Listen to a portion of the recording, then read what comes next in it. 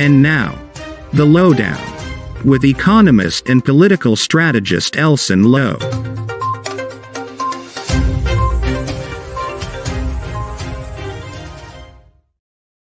What triggered the parliamentarians, the main opposition parliamentarians, to do that? Well, there were a couple of very worrisome developments around that time. The first being that the NRF Act, which is the act that's going to govern, hundreds of billions of US, that the government attempted to push the act through after only about 2 weeks of the public having access to this act.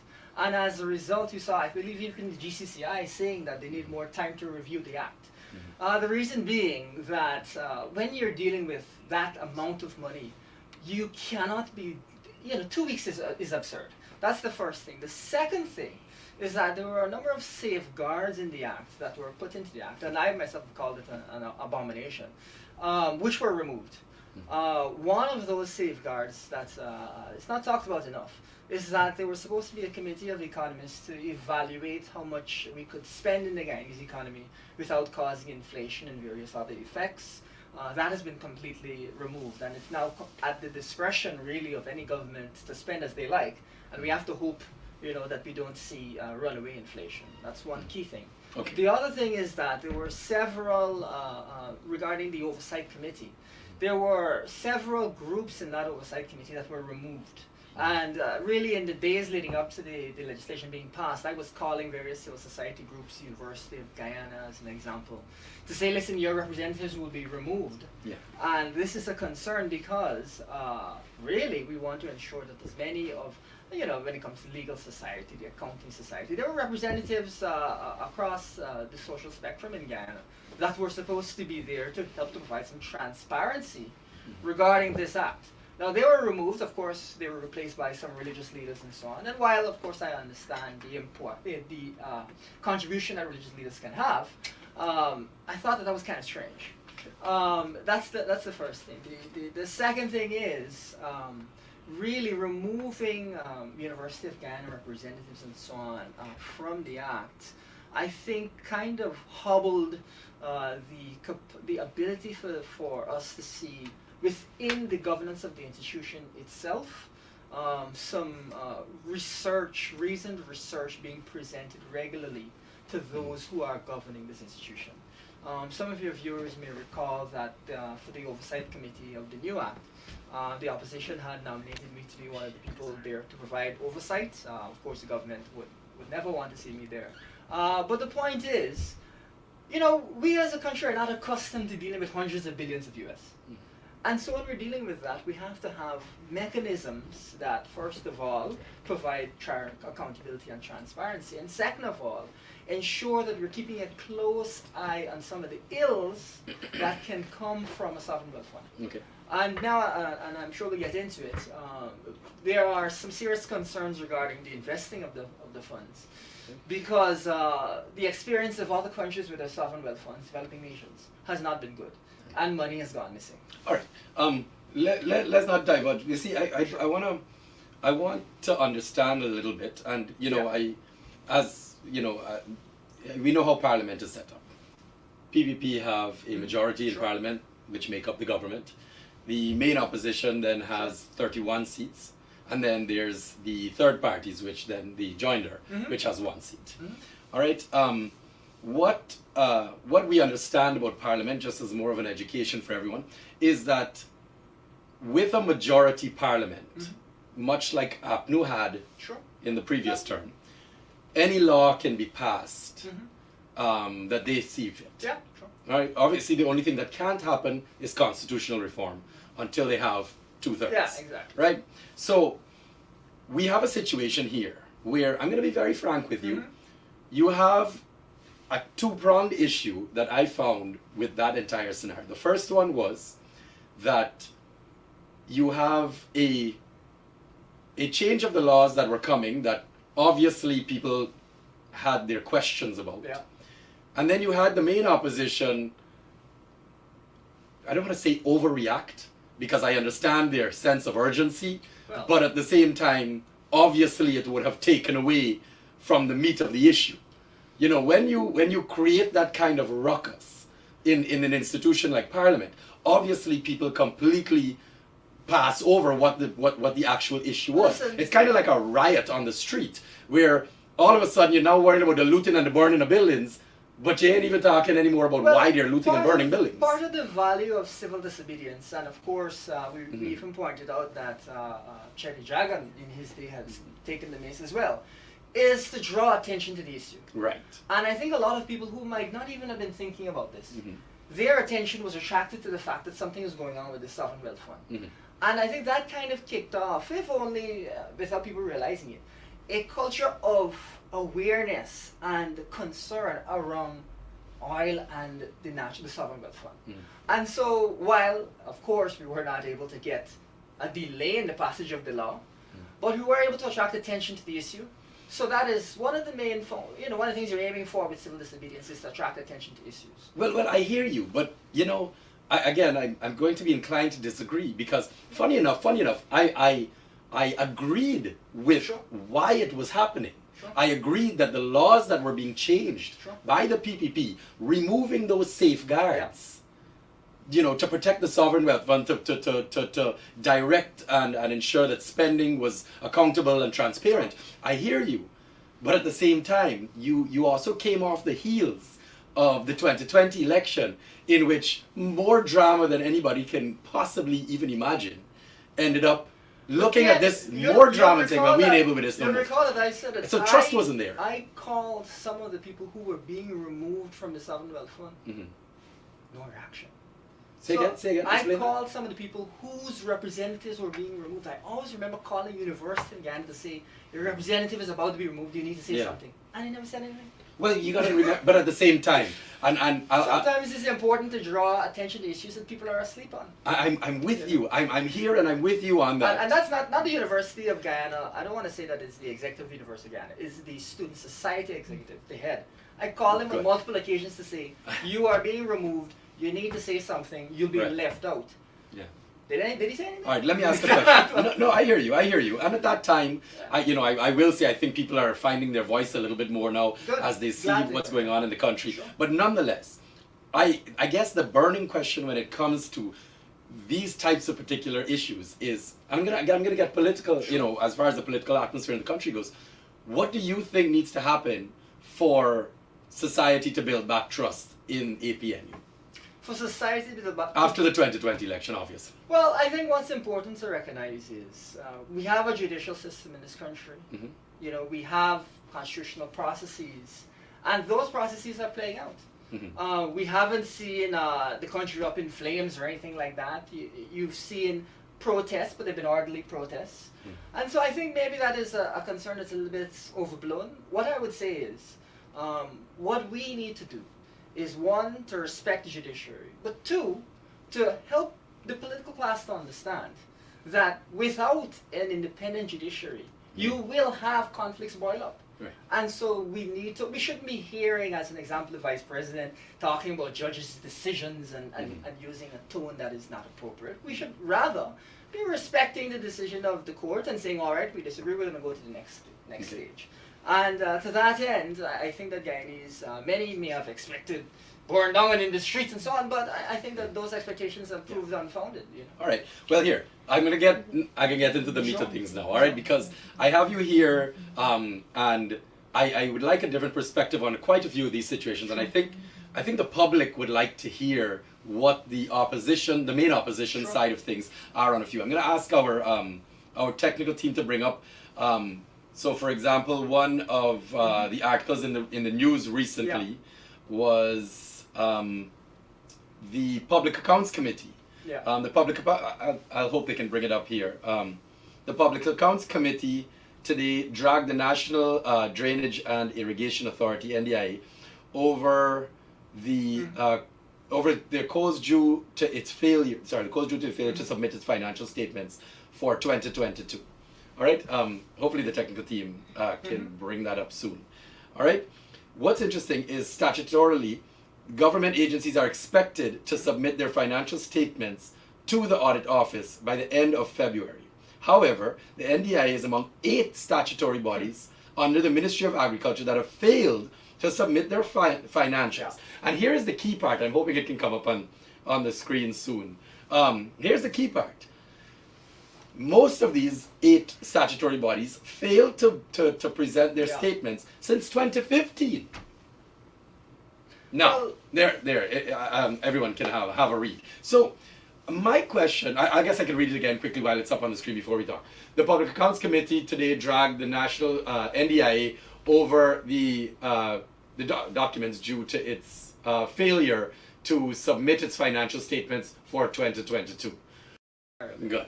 Now, one of the things I hope that you recognize is that In opposition, particularly, did not submit their financials.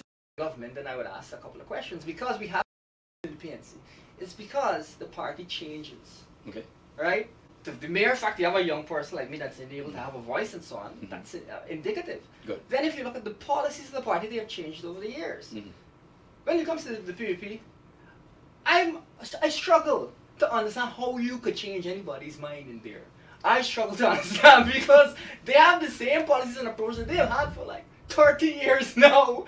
They have come back with exactly the same style of governance. Okay. Whereas the PNC has changed. You've seen an entirely different economic structure come out of this new leader of the opposition. A completely different set of policies. I've been able to have a hand as a young person in that. And that really is ultimately the reason that I'm a member of the PNC. Because my voice is heard. Okay. PVP, whose voice is heard in PVP? All right. Let me ask a question now, because you and I actually said 2 words on it earlier before we came on camera. One of the issues that we currently have with the PPP, all right, and as any balanced, unbiased Guyanese will say, they gone in there and they power drunk. Okay, you can't hear from them anymore. You know, they running around taking pictures and hugging up people, and at the same time, everybody, the country is cost of living through the roof. The struggle is still there, crime rate through the roof. Organizations like public hospital, the schooling system, everything is where it was, and no real substance to the change that they're claiming. Absolutely. All right, but hold on. I will say, as I said to you earlier, I'll say it on camera. I didn't see any different when PNC was in power post 2015. The fact of the matter is, all the big boys gone in there. You know you can't reach them anymore. They start changing laws. They ain't answering calls. They're not talking to the people anymore. We gone right back to 2 governments that step into power and, as far as I'm concerned, believe they become God. And then stop caring about the people, fill their own pockets, and that's the end of that. One distinction that is vital, and I think this is where a lot of modern Guyanese should pay attention, and civil society as well. I don't know why it is PPP feels the need to do this, but they seem to really enjoy victimizing people and going after them. That is something. Wait, hold on. I recall Ashney Singh and Brassington coming back in handcuffs. Yeah, but still not going to jail. There was a court case. There were investigations that were done. Right. You know, it isn't that just because somebody may have said something that we don't like, we start to attack them and so on. Right. I think that has been one of the sad things that we've kind of observed under the PVP. But what I'm trying to point to is the similarities. I can talk about Irfan Ali, 19 fraud charges. Yes. Don't get me wrong, I'm not claiming anybody's innocence. But what I'm saying is the same victimization, because now you're watching the PPP with David Patterson, right? Charging him for as every single guy these man does, is man and woman is going to take, but that's what I'm saying. it shouldn't That's a false happen. equivalence. Where yes, we understand that the law is the law, but I mean a big hoodoo over that, and 19 fraud charges, no hoodoo. The amount of money that's involved in these cases, no hoodoo. We have to kind of hold things in perspective. When was Vice President Jagdeo arrested by the police and put on bail over the allegations around Sue? And those are very serious allegations. In fact, those allegations are so serious that you can make an argument that one of the reasons Guyana developed, this is a hypothetical, is because of Sue, because it could be that all along a certain person who wears glasses and has a bald head was taking bribes from Sue. That is an argument that could be made, but we don't know the truth because we haven't seen an investigation. Was he ever interviewed by the police? Was Vice President Jagdeo ever interviewed at length by the police? Was he ever put under scrutiny? I mean, I hear you. You're talking about the entire future of the country. And You're talking about possibly 20 years worth of corruption allegations. I hear you. And the man was never You're interviewed right. by the police. So I'm gonna sit here and I'm gonna tell you you're absolutely right. I believe more needed to be investigated into that Sue matter, and I do believe that there is more to come on it. But what I will say again, as a Guyanese, that is not APNU and not PPP. Sure. I could say the same thing about the $21 million signing bonus that they thought was a gift. And don't get me wrong, I'm not about to sit here and dwell into the past, okay? As much as all PPP people want to hear me do that, I'm not about to do it. What I'm sitting here doing is showing you, just like in that article just now, which came out about a week ago, is that there is pure hypocrisy between PPP and APNU. As far as I'm concerned, they're the same thing. And I'm sitting here hearing, oh, we've changed, trust us this time. I heard PPP tell me that pre-2020, and we are back to square one. Okay, as much as people want to, I can tell you an analogy, all right? Sure. And this is what, it's just as to trying to simplify it as much as Sure. I can. I had another guest of mine a little while ago sit, and we were discussing similar things of the PPP and PNC being similar. And he said, what we have a problem with in this country is us trying to pick the lesser of two evils, all right? And don't get me wrong, politics is politics. Yeah, well, I was about Everything to will say that happen. Politics has is been politics. defined as picking the lesser of two evils. I hear you. I hear you. But as my friend said, he said, if I walk into a restaurant and I order 2 bowls of soup, all right? And this bowl of soup, they bring the 2 bowls of soup, all right? And this one they say got 99% cow dung in it, and this one got 98% cow dung in it. I can be honest with you, as a Guyanese, as anybody, as a citizen of this country, I don't like soup with any cow dung in it. All right. So the fact of the matter is, I don't accept any of these two bowls of soup. So my question again is, how is it that we have had a history dating back of since independence of only these two parties running this country, and we end up back with articles just like we saw there of no accountability or transparency. And when one is in government, when APNU is in government, it's the same thing. Now PPP in government, up to 2022, NDIA, no documents. How are the people to understand that there's going to be change? But there is one difference, which is that I seem to recall a lot of the faces under the 23 years PPP was in office being the same faces here today. They were removed from office. Where was the accountability? Why didn't we see some heads roll? Whereas with the PNC specifically and APNU more generally, you've seen change.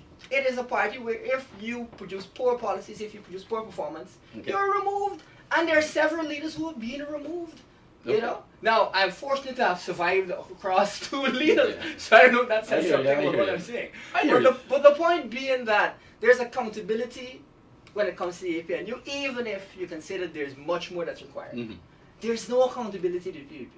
And I want to make a broader point, which is that I think there's a legacy kind of totalitarian approach that maybe was there from the communist days that has carried forward, where you can't challenge the center. Everybody is expected to just toe the line. Yeah. And so that perhaps has been suppressing within the PPP any dissent over the years. Because I cannot understand that you could lose office really twice, right? Be out of office for a minority government and then lose proper.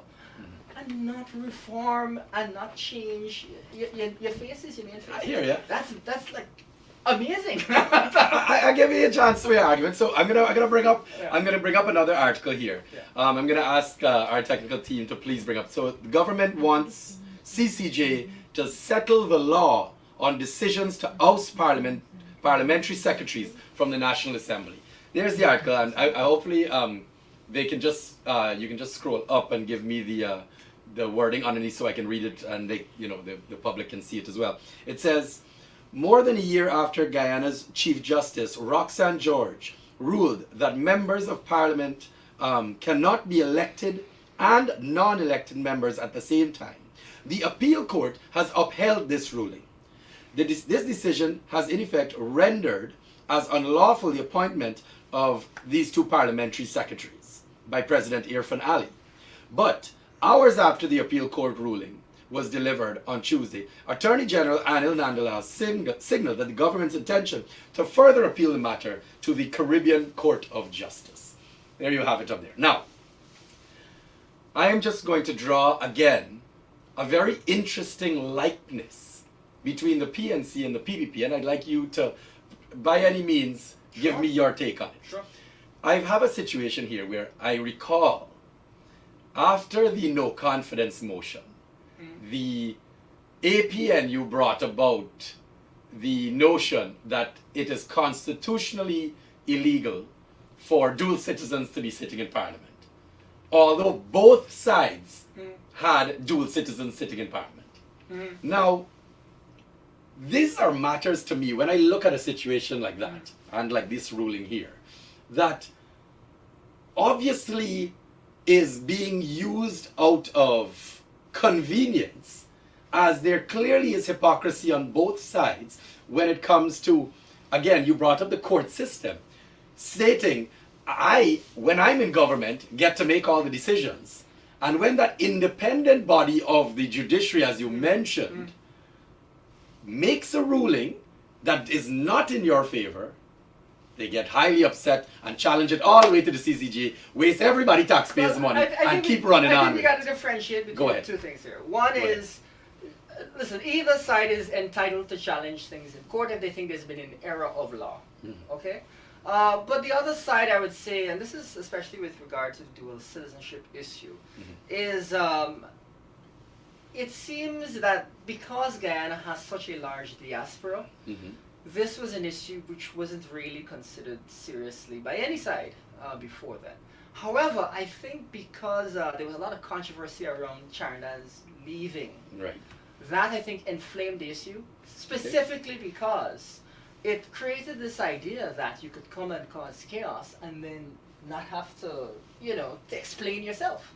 And in fact, I believe that Mr. Charandas was asked as to whether or not he received a bribe. And he said, so what if I was paid? Which, well, I don't know that he was paid or not. I just found that to be like a very stunning answer. And so I think that situation really inflamed a dynamic which we as a country had not dealt seriously with. And I will say the issue of the diaspora is still one that we haven't fully engaged on. One simple example being, once Guyanese have left these shores, have moved, there's controversy around them, coming back to vote, and there are different positions on that. Of course. Well, but positions on the Constitution are very different things. No, but what I mean is, I just want to know why you think that both sides are comfortable blatantly breaking the law, blatantly because it fits them at that time, much like the PPP here. Are blatantly breaking the law. Chief Justice Roxanne George, okay, obviously, in my opinion, probably the most respected legal professional in this country, after everything that has occurred, all right, probably the one lone voice of rational thinking, is being challenged here by the Attorney General, all the way up to the CCJ, and as I'm sure you're happily about to point out, this is not the first time that the government is challenging her decisions. Although they didn't challenge anything when it came to the election saga, when she made all the rulings in favor of the PPP because in following her interpretation of the law. The fact of the matter is, we are back to the hypocrisy of watching these two organizations do the same thing every time they go into power. Well, like I said, I want to know how PNC is doing anything different now. We do need there does need to be space for where there is a serious disagreement over a matter of law. Okay. And I think in some areas there is. I'll give you an example of something that is absurd. The High Court ruling that when it comes to a parent company guarantee, that was supposed to be provided, and the government challenging the High Court's ruling against the interests of Guyana. That I think shocked everybody. Okay. But where there is, where I don't think that we should always ascribe to political parties on either side that they never are serious in their positions. They are from time to time serious in their positions.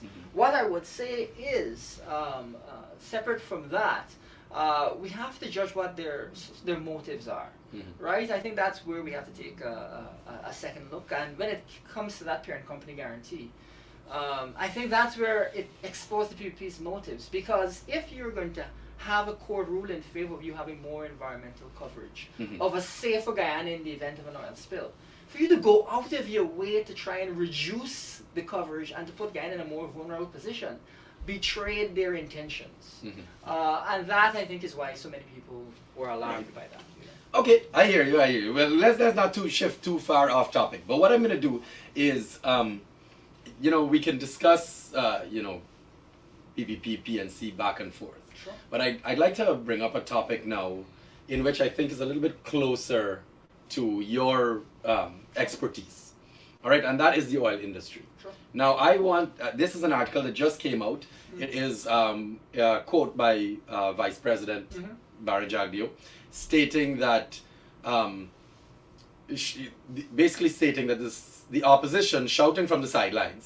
Jagdeo criticizes opposition's failure to help manage oil fund. So what I'm going to do is I'm going to read this article just quickly for everyone watching. Vice President Dr. Barra Jagdeo criticized the APNU AFC parliamentary opposition for its failure to effectively participate in the management of Guyana's Natural Resource Fund.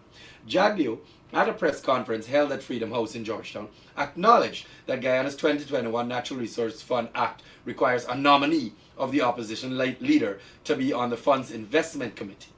In August 2022, Finance Executive Shaliza Shaw was appointed as chairperson of the investment committee. Michael Monroe, Richard Rambran are other members. Mm-hmm. I'm not sure whether he mentioned that, but I'd like you to tell me now. Sure.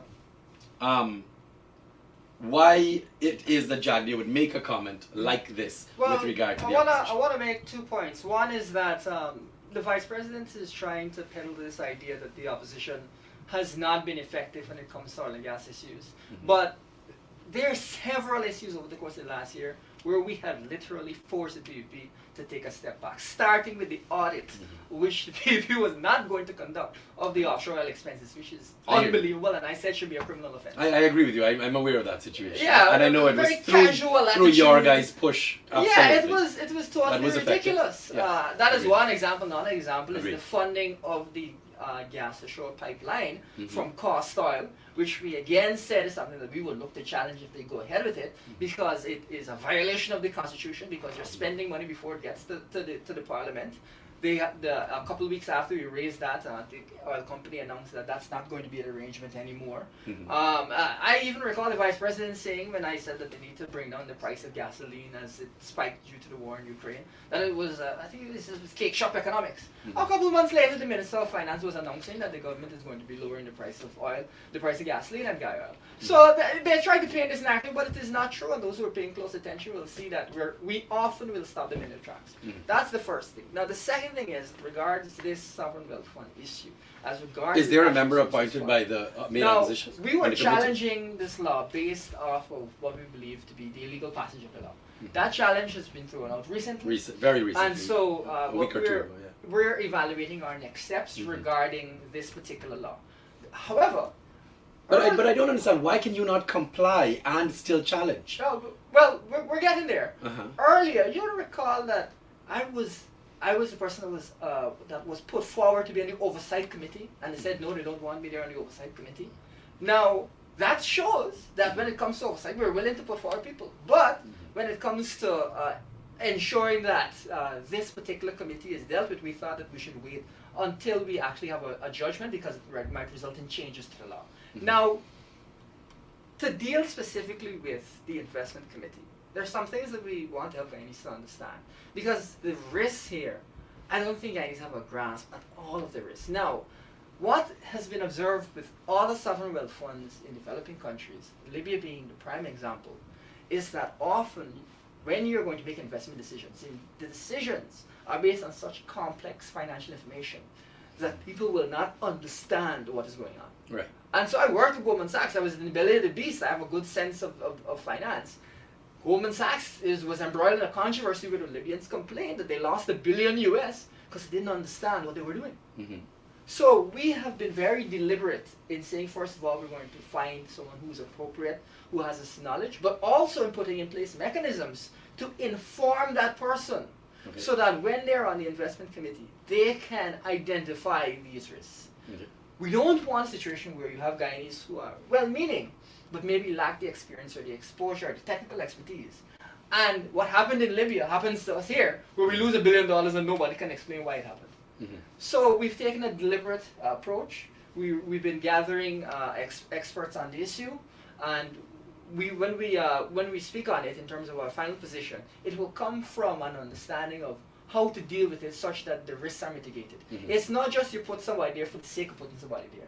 There's very serious risks that are associated with this. But I hear you, and I'm sorry, I'm gonna challenge you a bit on this in the context of I don't understand again as Sure. even in the political realm, why is it that you would want to hold back from having somebody, again, I'll use your words, in the belly of the beast, on the investment board, on the investment committee, to at least at bare minimum monitor what is occurring? That's what I'm confused about. I hear you're worrying, I hear what your concerns are, but at the same time, you're not even participating, and this is something I actually find interesting, and I will say it very clearly for the public to speak about, to understand. When APNU was in power, nobody from the PPP sat on any of the boards. Now that PPP are in power, nobody from APNU sitting on any of the boards. So why is it that we have these two political parties that have had equal chance to run this country, 25 years each, and still not work together in order, one, to do what's best for the Guyanese people, or at bare minimum, try to hold each other accountable? Well, to be specific, as I said, we had a legal challenge against the act. And so, if only not to prejudice our own case, we were cautious. It can't be to about- prejudice your own case. It's the law that you can sit on that board. Yes, How is it? but what Even we're if that saying person is sit on there if and we are says challenging- nothing. If we are challenging the act, we're saying the act was not passed correctly. Right. Then it is a contradiction for us then to be going along as if everything is fine. That's the first thing. The second thing is, and this again is something to help the Guyanese public to understand. What has happened is, the funds have not been invested per se. They've been resting in the Federal Reserve Bank, and that's been earning interest. And so when we evaluated it, because the Federal Reserve has been increasing its interest rate and it's offered quite sharply in the past year or two, the Guyana government has been able to earn a lot of revenue from the interest. And so it is not that the country has been losing out, really, but rather that the country has been benefiting tremendously from the savings, from the interest rates, the interest that we're getting on the sovereign wealth fund. However, going forward, as I said, we've put together, and we're continuing to.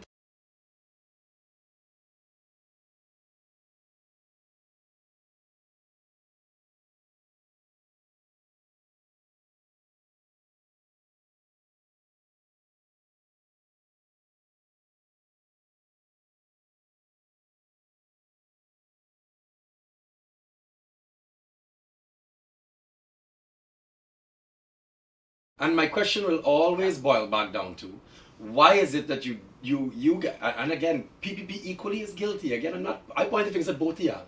Why is it that these two parties are not working together ever, at all? Why is it that every time one is in power, the other one does nothing to help the country, other than run them out from the sidelines? Well, listen, in all fairness, we made submissions regarding the Local Content Act. Many of those submissions I just wanted to point out, I'm mean, not it's not agreeing that with what there's Jagdio no- said, because they're hypocrites when they think, But because they were doing the same the thing. point that we're also trying to raise here is, we don't always come together to PPP to say, oh, kumbaya, we're going to work on. But where there are serious issues, we can force them to take the right actions. And I could name multiple issues, I've already named several on the show, where working with civil society, working along with other groups, working along with people who understand the seriousness of the issue, we can get a PPP to behave itself. All right, let me throw something at you now. You represent the APNU. I'm going to give you a chance to campaign a little bit here. Cost of living. Everyone in this country is taking a hit. All right, everyone in this country is feeling the squeeze. Yeah. Put APNU back in power. What would they do about this? Yeah, absolutely. Listen, we've put forward several proposals regarding the cost of living. First of all, we believe that we have to increase the productive capacity of farmers in this country. We talked about grants for them to buy equipment so that they Well, can I could have expand their systematically hit this though and tell you when y'all were in power, y'all had raised land fees, leasing fees, duties and so on. I can tell you where I saw contradicting measures. Yeah, but the being put in first place thing, when the they had first the thing to chance. note is agricultural production under the APNU was very high. Rice production was high. Sugar production was much higher than it is right now. So it's not that those sectors were not performing well or anything like that. But in addition to that, As we change, there are things that we like that we move forward with and things that we adjust. As it concerns the cost of living crisis, we've put forward specific proposals to help. We've even pointed out that last year, due to the war in Ukraine, we had a windfall oil price, unbelievably high oil prices, to the tune of, I think this is $60 billion of unexpected revenue. Right. And we pointed out that's $300,000 per household. Yeah. Now, that money needed to have been used to cushion the cost of living. Because it makes no sense that you're benefiting as a country from the high oil price, but you're giving the average Guyanese the negatives and not allowing them to feel the benefits. So it is as if people are being punished when there's no reason for them to be punished. That is something that I don't understand. The government seems to so deaf to the cries of ordinary Guyanese. Even when you look at the amounts they do put aside directly for cost of living mitigation, $5 billion, not even 1% of the budget. The cost of living crisis we're going through, make no mistake, is the greatest cost of living crisis in the last 40 years, with inflation at 40-year highs last year and the year before. And the PPP doesn't seem to understand that this must be dealt with properly. One of the things I always find to be just annoying, when we had an issue with the Ukraine war with the interruption of wheat supplies, right? That sent the price of bread in Guyana went up by 25% overnight. Now, this solution PPP has come up with is, we're going to try and grow wheat in Guyana. They're still trying to grow this wheat a year past. Yeah. And look what has happened. The agreement that brought the price of bread back down between Russia and Ukraine has collapsed. Now we expect to see that they're going to see the price of bread go straight up again. You have any wheat? They're saying, they're now going to start some tests on this. They don't take this issue seriously. I personally don't think they even care. The money they put in towards it is chicken feed. And when you ask them what they've done with the $5 billion that they allotted this year, they can barely hold some community projects. It is unbelievable. Now, when the price of bread goes up, as it is likely to because of the war in Ukraine, has unfortunately escalated again. Where is this $5 billion going to be available to cushion this? Or are guys going to have to punish again? Interesting point of view. As you're the spokesperson I'd like to give you as much an opportunity to explain certain questions that guys have, because whether it be for the oil argument or whether it just be for basic knowledge for the citizens, I think what we're not hearing enough of is collaboration or even some sort of universal idea of what this country should be moving towards. And I think this has always been our issue here in Guyana. You get one party that goes into power, PNC or PPP, and they completely change the trajectory of the economy, and they decide that they're doing their own thing, right? And they have their own ideas and they're moving. I'm going to be very honest with you. What I find very interesting about that is, even from what you just said, you guys again are coming with your own plans to head in your own economic trajectory, to do what you think is best.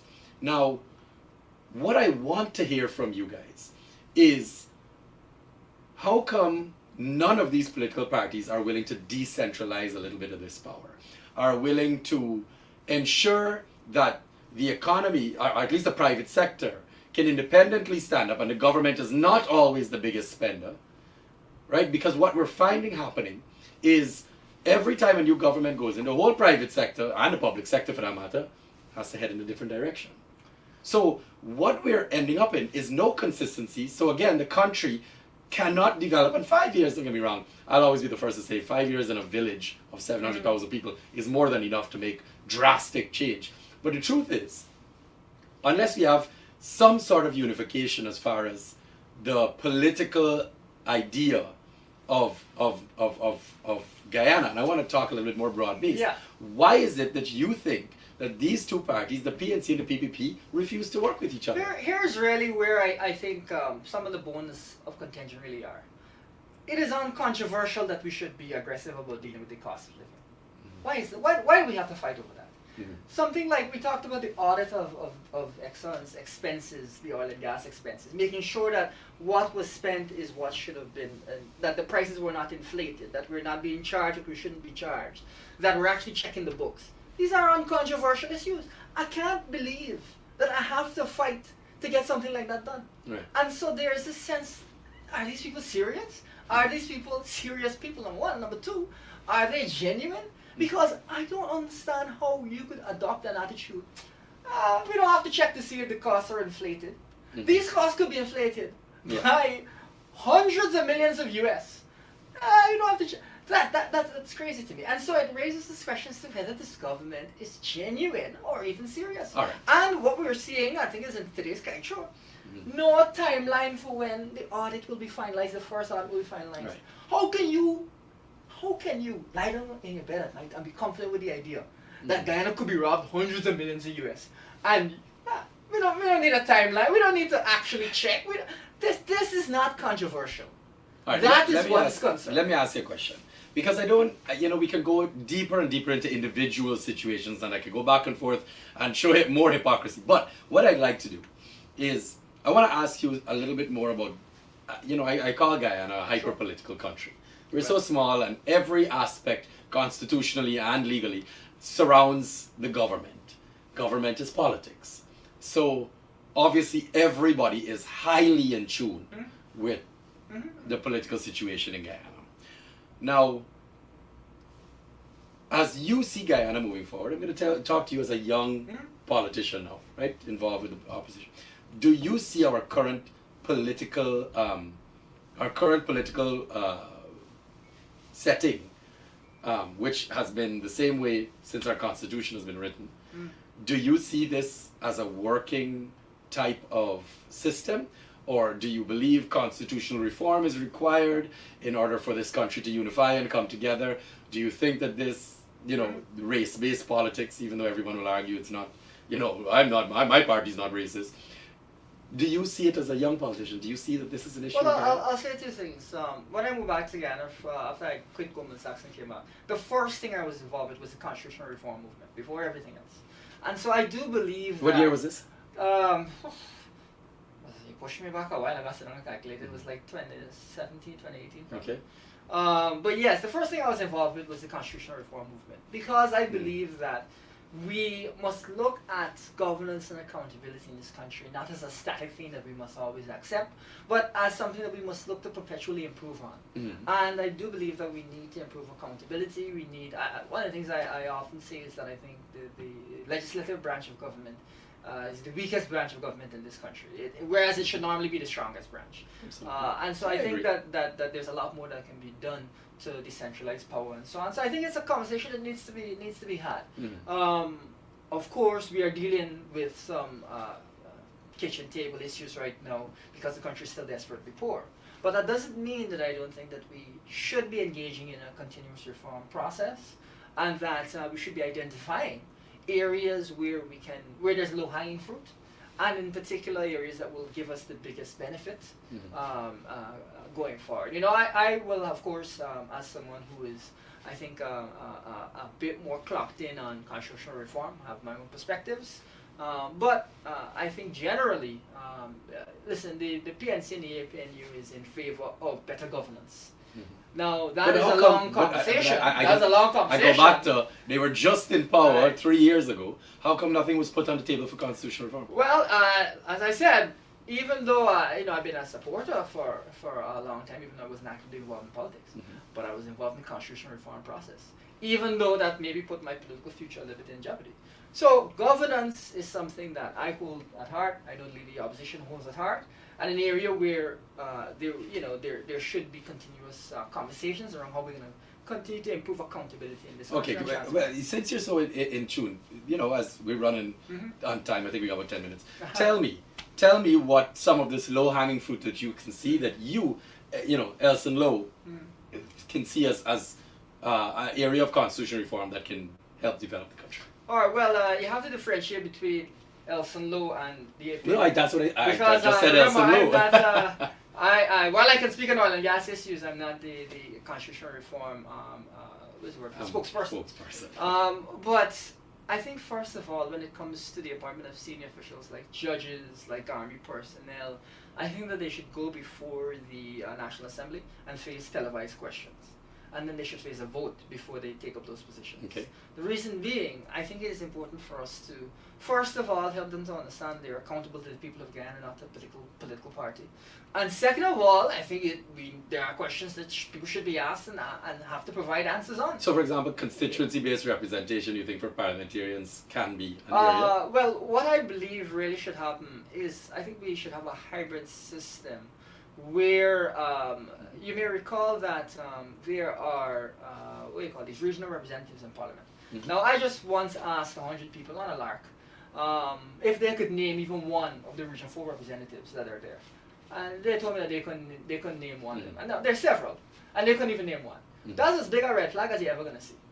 You know? But both governments have been ruling under it. Well, what I'm saying as Yeah. Elson, Yeah, of course. is that to me shows that there's a huge problem, because how are you my representative and I don't even know who you are? Yeah. That's crazy, right? Mm-hmm. So that is, I think, an area of low-hanging fruit that we should really focus on, and I think will help to empower our local government organs. So let me ask you a question, and you know, I'd like the public to really understand why I'm saying this to you, because at the end of the day, as much as anybody wants to argue that PNC did or PPP this, or you know, both sides go after each other, at the end of the day, this country is so narrowly split as far as the voters go that both these organizations, the PPP got 33 seats in Parliament, and the PNC, APNU have 31.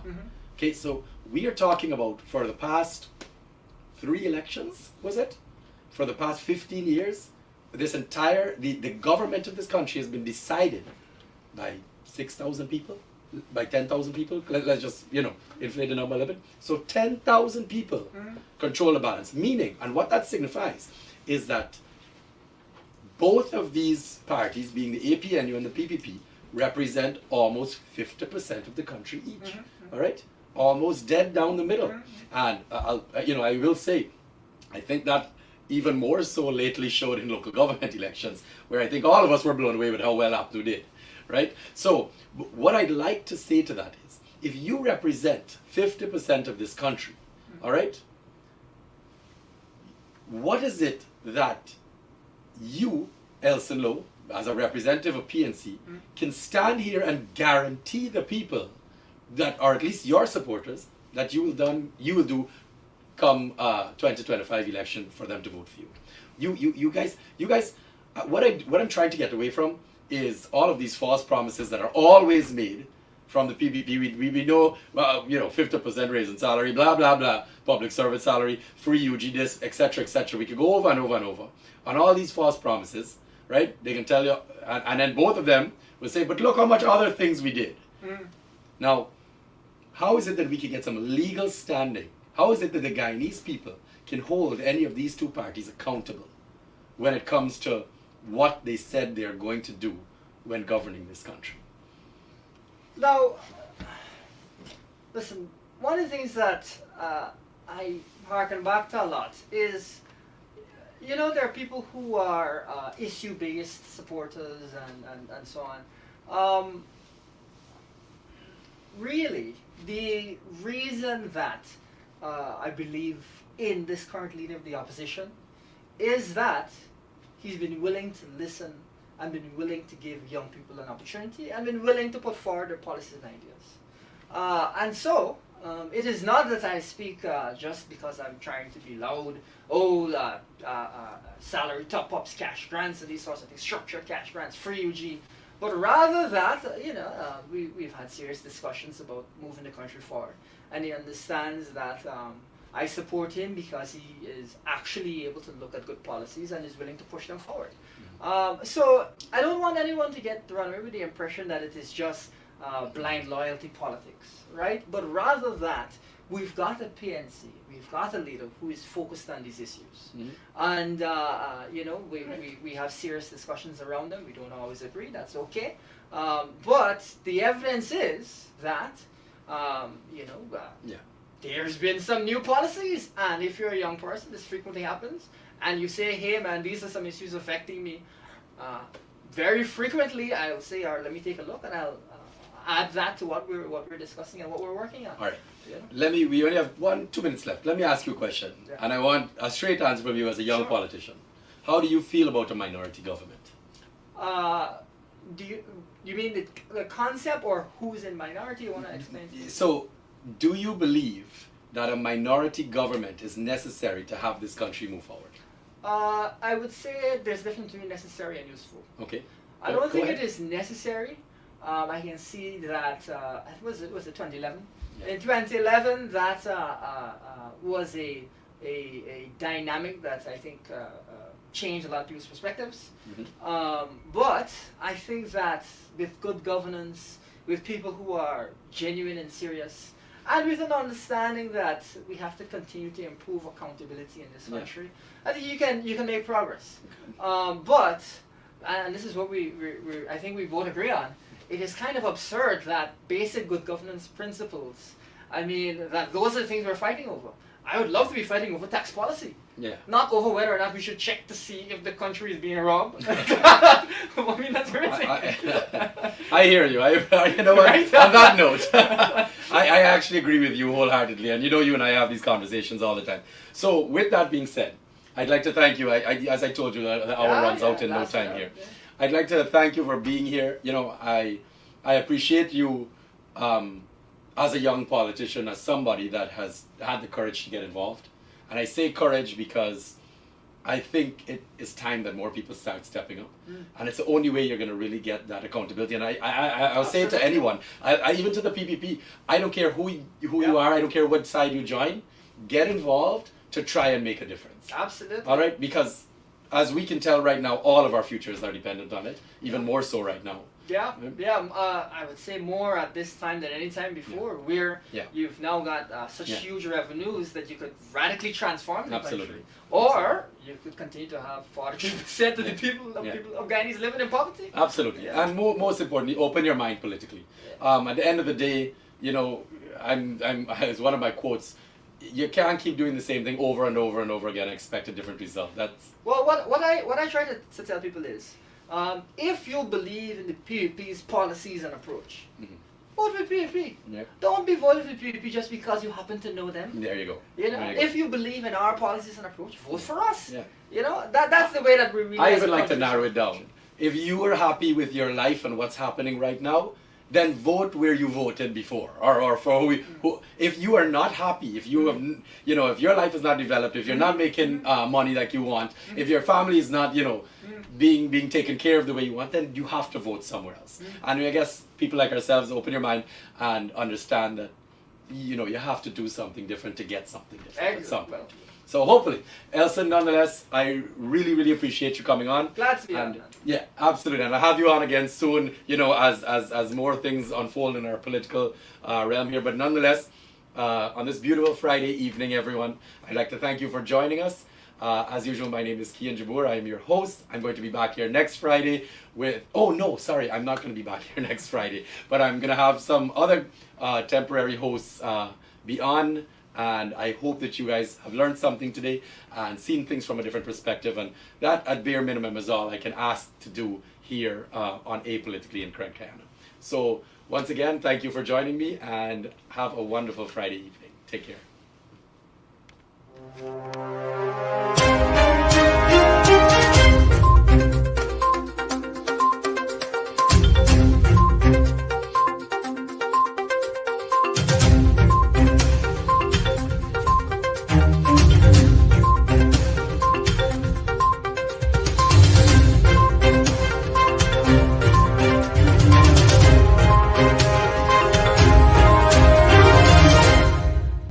Thank you for watching our program. See you right back here, same place, same time. And remember, hold the line of battle, comrades.